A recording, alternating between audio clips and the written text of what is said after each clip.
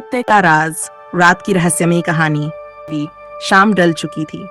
चांद आसमान में चमक रहा था और पूरा गांव नींद में डूबा था। लेकिन हर रात की तरह आज भी गांव के हर कोने से कुत्तों के भौंकने की आवाजें आ रही थीं।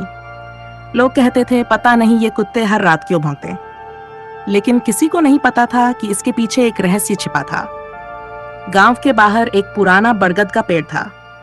लोग कहते थे कि वहां सदियों पहले का एक बूढ़ा साधु रहा करता था। उस साधु ने गांव की रक्षा के लिए एक जादुई वचन दिया था, जब जब अंधेरा गांव पर भारी होगा मेरे साथी उसे पहचान लेंगे। वो साथी कोई और नहीं बल्कि कुत्ते थे। गांव के छोटे लड़के राजू को हमेशा आश्चर्य होता था कि कुत्ते हर रात एक ही दिशा में क्यों भौंकते हैं। एक रात उसने निश्चय किया कि वह इस बात का राज जानकर रहेगा।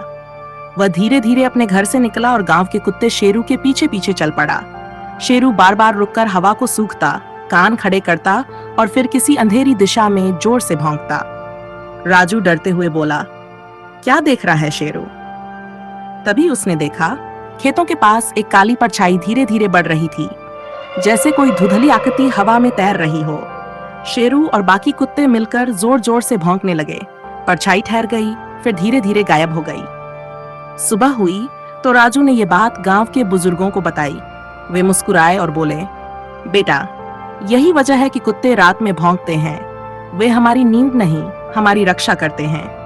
कहते हैं वो परछाइयां बुरी आत्माएं होती हैं जो रात में घूमती हैं और कुत्ते ही उन्हें पहचान लेते हैं।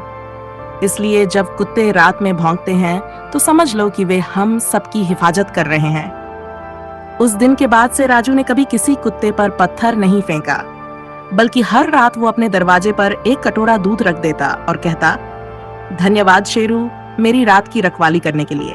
सीख, कभी किसी कुत्ते के भौंकने से परेशान मत होना, क्योंकि शायद वो उस अंधेरे को भगा रहा है जो तुम्हें दिखाई नहीं देता।